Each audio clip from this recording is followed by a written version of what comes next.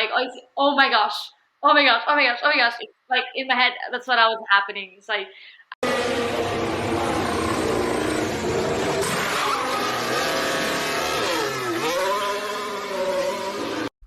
Hello, everyone, and welcome back to Slow Pit Stop. It's me, your host, Mohammed. I'm joined, as always, with Arafat by Arafat.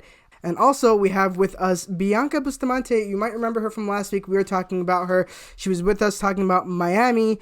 For those of you who don't know, Bianca was a karting driver up until last year.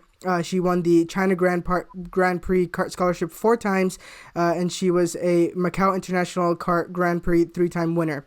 So last year, she joined us to talk about her karting career, and then life kind of took a turn, and now she is a W Series Academy driver. She has a 2-year contract with them. She raced in Miami, she raced in Spain, and since this is our Spain episode, we are so delighted to have her on to talk about how her weekend went. How are you doing, Bianca? thank you guys for having me as always. My weekend went pretty great. I think we put up a great show and we improved every session. And as always, learning and learning. So yeah, it was pretty fun. Bianca, we had so many people reach out to us after our last episode and say that they had no idea who you are, but now they're your biggest fan and they're going to be watching you and following you every race. So for people who are listening and you want to follow Bianca, you can find her on Twitter and Instagram at darkhorse_Bia, B-I-A, or at racerbia, racer B-I-A on Twitter and Instagram.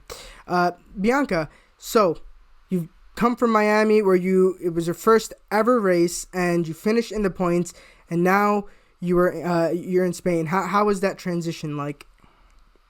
It was, to be honest, really, really tough because you were given such a short amount of time to once again progress and improve throughout the season. I only had 2 weeks or about 10 days before I was bound to fly again to Spain, coming from Miami, and so then it's such a really compact time, and we had to sort of make a transition from Miami from a street race to a circuit, a track circuit, and we had to do our debrief. We had to do some data, and I was fortunate enough that I was invited for the preseason test. So I've had a few laps around Barcelona, and so it wasn't such a hard time compared to Miami. But although it is a very difficult technical track, it's filled with lots of medium to high speed corners. The last sector is one of the difficult parts of it, the chicane, and so just a lot of information and knowledge that we were trying to understand prior to it. And then we flew there Wednesday, and we got in, we settled in, and Thursday we were doing track walk, and as always, it's amazing. I think track walk's one of the funnest part of the whole journey because you're there with like everyone else. We were doing the support race alongside F3 and F2, so we were there with people I look up to. People that I I gain inspiration from, and it was really great seeing how professional they are and seeing how professional the environment was, and it was really great learning from them. Bianca, I just wanted to ask, you spend such a short amount of time at different venues. You said you got there on Wednesday, and I think after the race you were away. You're back in America now, is that right? Do you get a chance to see anything outside the circuit or visit anywhere, or is it all just work? Yes, yeah, it's really unfortunately, that's the life of a racing driver. We don't get to enjoy the country, outside from racetrack. I arrived there Wednesday. Immediately, I went to the hotel, unpacked, and then we went, and we of course had dinner and stuff. And then the following day, we left 7 a.m. Went to the track, did everything else, did some media. We got back home 6 p.m. And that's just, a whole day of being at the track that you kind of forget that you're in Spain, in one of like the best countries in the world with all of its like famous architectures. And you don't get to take it in because you're just like in this space of the track, and you're just at the pits. But of course, it's such a fun, moment for me. I, I love I love the facilities at Spain. Like in the W Series, we got to see our driver's room because W Series has their sort of accommodation, and it's different for every venue. It was great to see our driver's room. It was really amazing, and yeah, and the car, of course, we were driving a different car compared to Miami. Instead of the Alfa Romeo car, we were using the Toyota. So that's of course really fun for me to learn. It was different, even though it is classified as the same Formula Regional car. The clutch was different, the shifting was a lot better, and the driving technique that required it was also different. So just lots of learning. So yeah, I totally forgot that I was in Spain. I remember watching the Schumacher documentary, and it talks about in the past drivers could do testing all the time, every day, testing, testing, testing. Whereas now, someone said for a driver, it's like being a musician, but the only time you can practice is the middle of the concert. There's no other time to practice. So when you're learning these new cars and things, is there anything that you're focusing on that this is the priority and I'll learn that bit later, or what's your process in trying to learn the car? That's the thing, compared to other drivers, of course, I'm not fortunate enough to have the luxury of testing every day. I mean, it is possible if you have the funding and the budget for it, as it is very expensive. But of course, I do not. So the only time I ever really get to drive the car and experience it is during race weekends, and I only get 30 minutes of practice before I set on for qualifying, which is really tough as a rookie. I think it's really not enough, especially driving a new car. I do not have enough experience to be able to adapt in a snap, or in 30 minutes. So the main focus for us, even though we knew that it was going to be difficult, was just trying to adapt and find the right amount of aggressiveness or smoothness, and different cars, different characteristics, and I think it took me some time to get used to the car that we were using for here compared to Miami, where it was easier for me to get up to speed, just because it was the first car I drove in the Barcelona preseason test, so it wasn't as mundane. I mean, it wasn't as difficult for me. But then when we got to Barcelona, it was a new car, and yeah, during practice, I didn't really show enough pace. I wasn't quick at all. I was, I think, a second off from the top rookie, which of course was very difficult for us, and really gutted, because I really thought that I was, improving, getting better at it, and then suddenly the pace, the time is just not there. But of course, we tried to keep a clear mind and stay positive, optimistic. Worked very, very hard compared to the other drivers. We were on the data, we were doing debriefs, we were learning the tracks, watching onboards, and just doing every single bit possible to make sure that I am prepared, or improving by the time we hit quali. Because it was really funny. So we drove our practice session in the morning, and then we had 7 hours in between before we did qualifying, 7 p.m. 7 p.m. Friday. So that was definitely a new experience for me, driving 7 p.m. I mean, usually 7 p.m. or I'm already at the hotel resting, but no, and that was tough. I mean, like, traveled from America to Barcelona, I still had this jet lag, so it wasn't fun. I was like falling asleep. I was drowsy and stuff. Like I only had a day to deal with the jet lag, and it wasn't fun, but we managed to pull through. Qualifying. I think the early bits of qualifying, we were definitely up there. We went out our first stint with the old tires, and I think I was somewhere mid pack, P12, P13. But then when we got on with the new tires, I wasn't able to push the car to its maximum limit, especially having driving after Formula One, where there's lots of grip on the track, because it's F1 grip is there, and I wasn't able to maximize that, and I knew that in myself. That's why I was very, very disappointed. But yeah, we managed to push through and we qualified P17. You mentioned tires there. One thing that we're always hearing about on TV is drivers managing their tires or taking care of their tires. And, to idiots like me and Muhammad, what does that mean? How are you taking care of it? Are you giving it a hug and buying it chicken soup? As a race driver, how do you actually take care of a tire? Yeah, that's another one of the key things that I need to work on as a racing driver. I came into race one, qualified P17. I had an amazing start. It was crazy. I don't know why, but I think starts for me is just one of really my strongest aspect. That's why I pulled off in the start, passed 3 drivers, to the other corner, passed 2 more drivers in one corner.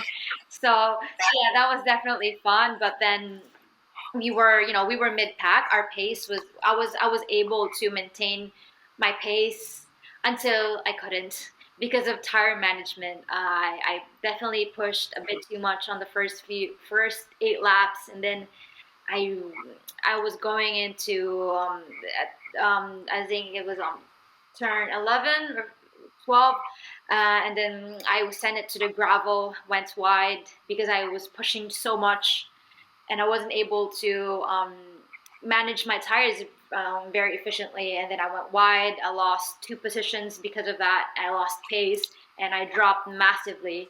And it took me 2 to 3 laps to get back to the time what I was doing before that.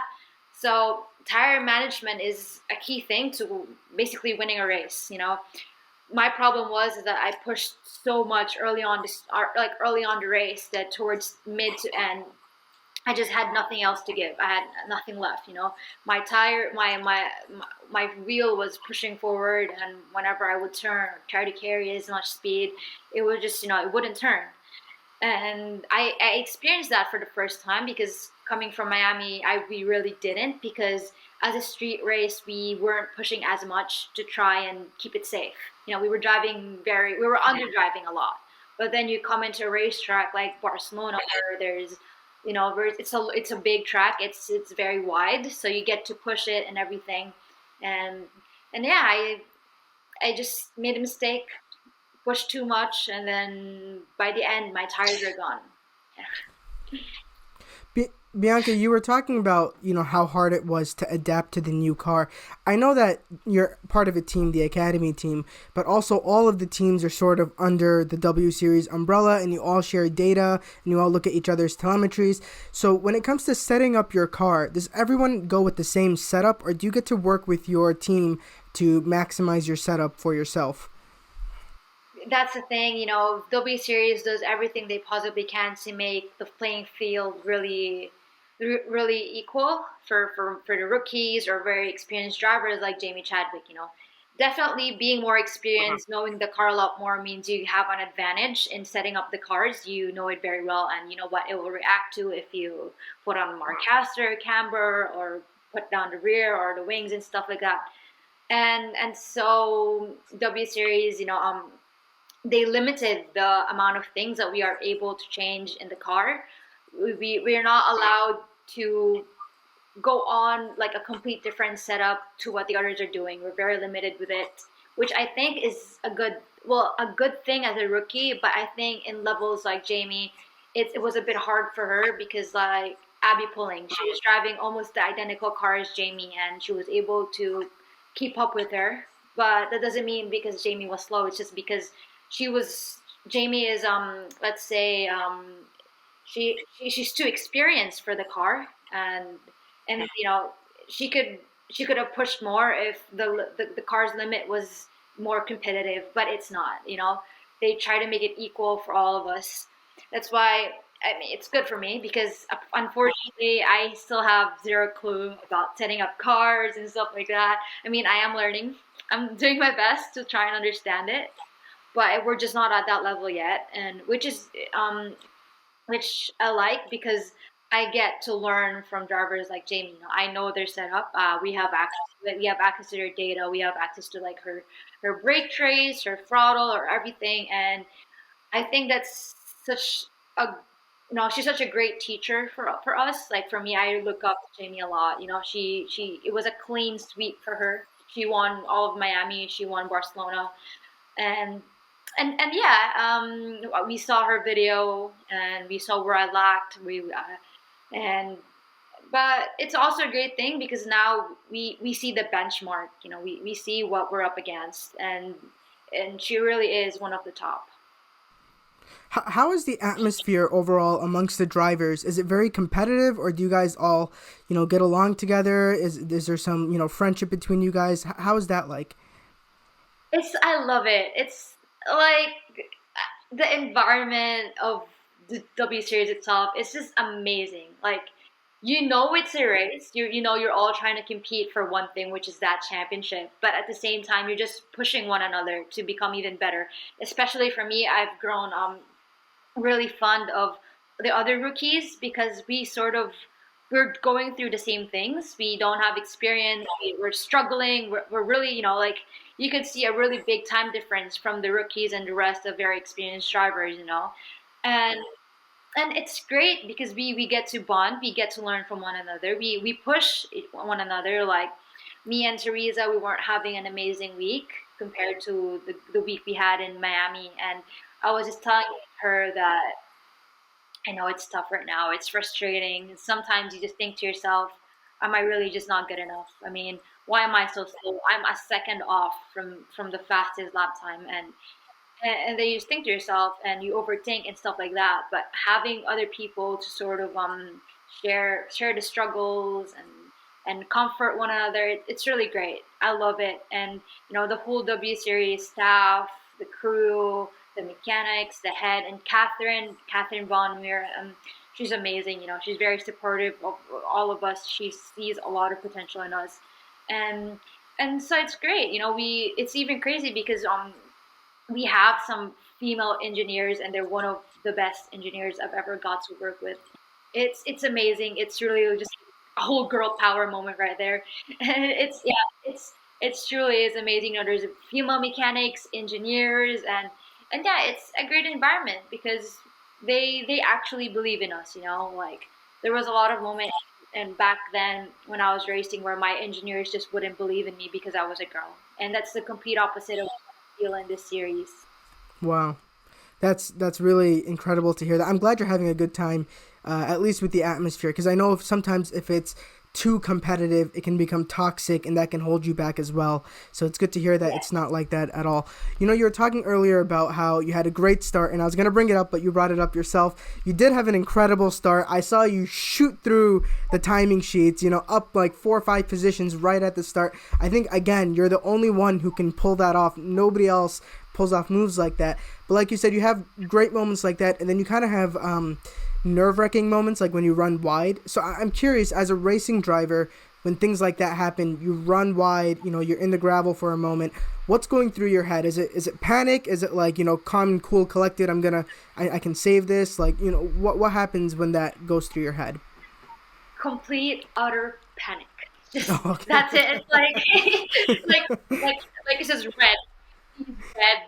Like oh my gosh. Oh my gosh. Oh my gosh. Oh my gosh. It's like in my head that's what I was happening. It's like I don't know how I come back. I lost 2 positions. I dropped down. My pace, my tires got cold from running off.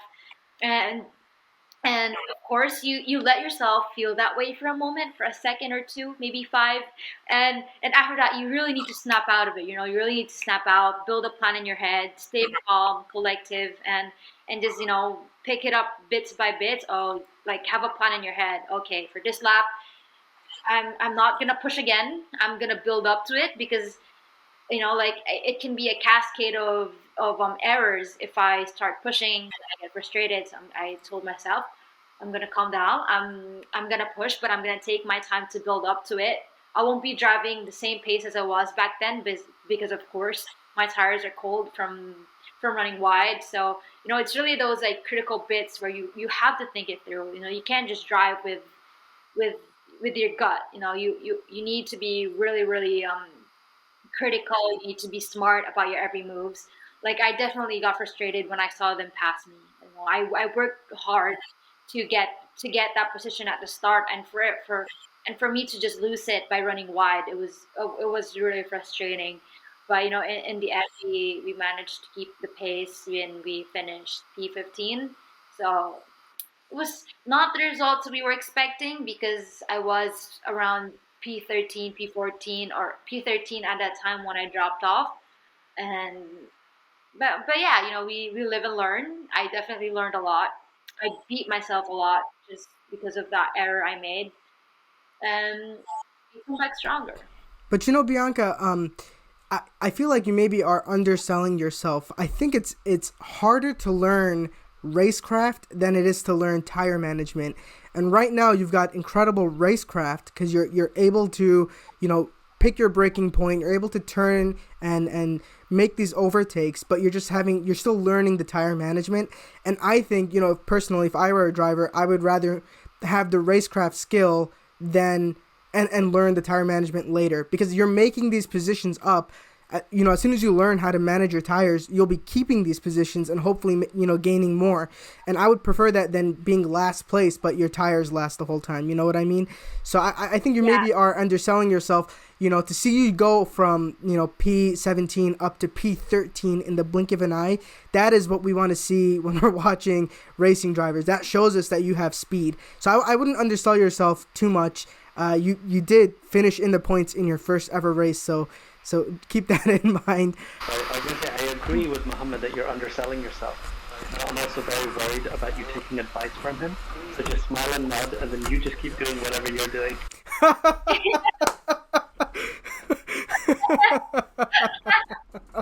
no, he gives great advice. That's definitely what a lot of people has been telling me. But as a racing driver, you're really, really hard on yourself. So yeah. I have been in a cart once in my life, and I didn't listen to blue flags, and I held up the race leader, so I don't know what I'm talking about. So if your engineers tell you what to do and it's different than me, definitely listen to them. But the other thing I was gonna ask you is, in Miami, you guys were the first support series on. There's no grip, but this time you had Formula 3 before you. Did that make it easier maybe on the track that you had a whole other team, a whole other race before you guys that set some grip down first?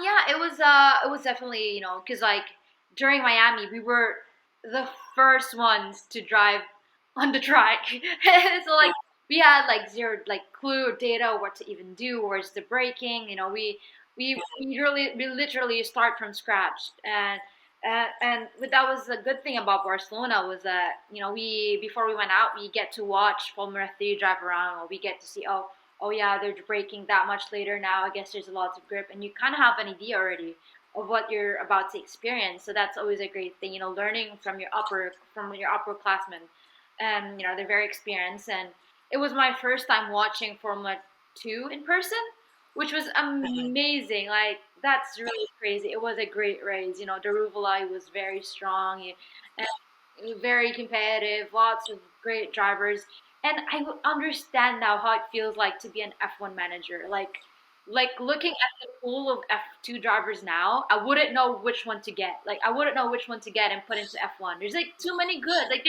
there's too many of them. They're all very talented. They're all very complete package, and they're all winning. Like it's just so tight. And but yeah, it's great watching them. Yeah, it is nice to see the other support series. Um, on the track, so I didn't get to watch the Formula 3 race. I did watch the Formula 1 race, and I've been watching Spain for a few years, but it's usually a track that's very difficult to overtake on. And I wanted to ask you if that was your experience with the track. Did you find it a little bit processional, like you really can't overtake, you keep your same position? Or was it a bit like Miami, where there were some unexpected overtaking spots that were in You there? really can't. You really can't, unless someone really makes some mistakes and Mm-hmm. run off wide like I did, Yeah. like I did. But there's really not, compared to F3, F2, we do not have DRS, so that makes it ten Mm-hmm. times harder to even pass because we don't have Mm-hmm. that. And that's the mentality I had coming into the race. That was why that was why I was just so aggressive on the start, because I knew that if I didn't make the pass now, I would never have the opportunity to make it again. So, the first lap is really very critical to making big moves or gaining lots of places because everyone's so tight. The Mm-hmm. tires aren't warmed up yet. The temperature is not there. The setup Mm-hmm. is not really that relevant yet. So it's all just pure driving. It's just pushing, pushing and stuff, and so that's why I did my best to make up as many positions as I can, knowing that it is impossible to make a pass in Mm-hmm. Barcelona. It's Mm-hmm. high speed. The slow sector is too tight to make a pass. Like if Mm-hmm. you come into sector three and you haven't and you're not like in a position to pass, you'll never be able to pass at Mm-hmm. all. So that was really tough. Yeah. Yeah. And yeah, I think we did see some of that in the Formula One race. You could only pass with DRS, so Yeah. um, I definitely understand the frustration there. But we're going to Monaco in a week. You won't be racing there, but I guess you'll be watching from home. And you are a strong tifosi, as you've mentioned on our show before. What are your hopes for the Formula One race in Monaco next week? Yeah, I'm just heartbroken that we Oh, I don't can get to imagine. race. I mean, imagine just there in Monaco, like, Yeah, but yeah. I am glad that the support races are coming there. One which is a FRECA Formula Regional Hmm. by Alpine. They will be racing in Monaco, Hmm. so I am very very jealous of them that they get to be there. and but but yeah, I'm looking forward to it. And once again, we're at another track where it's impossible to pass. Yeah. And so that's why qualifying is really really important. you know Coming into tracks like Barcelona, Miami, or Monaco, qualifying is the key. If you're not within top five, you'll never win. Yeah. That's just Yeah. it. It's impossible to win a race coming qualifying from P5 or from P6. And that myself I'm trying to learn as well, because I often do really bad on qualifying and then try to make places in the start, but there's just some tracks that isn't really possible of there's no really possibility of doing that. I would wish Yeah. that I would be able to qualify mid pack and then make my way up maybe within the top five. And yeah, I'm really looking forward to Monaco. It's an amazing track. It's very technical, and Yeah. as you know, Charles has a bit of a curse in that circuit. So sorry, fan. I just know it's about to come. You know, I just know it. Arfa and I are tifosi this year because Mercedes is struggling, and like Yeah. Arfa said, we're definitely feeling the pain of being a tifosi because when Charles' engine failed, I was like pulling my hair out, and I want him to finish this race in Monaco so Yeah. badly. So badly, I want him to finish. I want him to break the That's curse why and make it. that's why I was so sad when, because I was flying I flew Sunday because we don't Mhm. race Sunday, so I didn't get to watch the race. I didn't get to watch the race, and Oh. then the minute that I landed in Philadelphia from my connecting flight, I the first thing that popped up was my Twitter, and Ferrari made an update that Charles is not able to race because of his engine failure. In my head, I was just like, we needed to win this. We needed to win this just so we can maybe save the championship by Monaco, because I was already expecting that he won't finish Monaco again. Like I'm just like I'm already expecting it, Yeah. but yeah, I'm really sure I don't want to get too historical, but last year, when Mercedes and Red Bull were fighting for the championship, Lewis, it was at Monaco that Lewis started losing momentum and Max took the momentum. So I'm really hoping it's not a repeat of that this year. But for all of our listeners, if you are excited for Monaco the way we are kind of and anxious about Monaco and you love the shape of the track, we have our ongoing promotion with Little Prince 3D on Etsy. They make 3D printed tracks. You can get yours of Monaco or of any other track. Use code SLOWPITSTOP to get 10% off your next order. And later in the episode, we'll also be talking about who gets our free giveaway of the track we got from Spain. So if you would like the iconic Monaco track, the one that's on the trophy, if you'd like that on your wall, definitely go look at Little Prince 3D on Etsy. Use code SLOWPITSTOP to get 10% off that order. Bianca, you are also sponsored, and last week I didn't know how to sell your sponsorship. I was like, what is Dark Horse? What is an NFT? I just had no idea what was going on. Is it do you need crypto? Can you use American dollars? Why don't you tell us a little bit about this partnership you have with Dark Horse? So, so as everyone, well, not everyone knows, but I have recently launched my NFT Access Pass. So NFT is a non-fungible token, and it's just this whole crazy new world of NFT and bit and cryptocurrency and blockchain, which is super super amazing. And even I am really hooked onto it. And so I've released my own NFT, the Dark Horse Project, and it's basically an access pass that if you buy my own NFT, you get to have exclusive contents and behind the scenes of the work that I put into to get into racing. And it's amazing because it definitely feels like a community that you're buying yourself into a community where people support one another. And it was amazing the amount of support that I've reached. And I've been growing my Discord channel. We've reached about, I think, 700 to 800 800 people on my Discord channel, and we've only recently started it, and it's already amazing the amount of support they've given me from Miami to Barcelona. After my race, we would host watch parties, and I've received lots of messages saying that it was very hard for them to watch the stream and stuff like that because it wasn't available to their country, and so we've made it very accessible via Discord channel, my channel, and we host watch parties for all of my races, which is amazing. I finished my race, I got my phone, and immediately I was bombarded with lots of messages. They said to keep on pushing, and you're doing great, and stuff like that. It's just so heart melting and heartwarming coming to that after a long, tough weekend. And yeah, and it's fun. I've become really, really close to some of the people that were in the community, and they're amazing. They truly believe in what I do, and I I love that I get to have them alongside me in this crazy journey, and it definitely doesn't make I think for me, I've always felt like I was alone at it. Driving a single seater, you're by yourself, on track and stuff like that. But then off track, I get to have this amazing group of people and that I can talk to, that I can rant to, or just be there and ask advice, and it's amazing. Yeah, well, you thank you so much for joining us this week. That's all the time that we really have, but I'm really really grateful, and we'll be trying to get you on after each of your races depending on if you have time or not. So that'd be really nice to hear your progression through the season and how you get better and better and better. But we are very excited. Thank you so much for joining us, Bianca.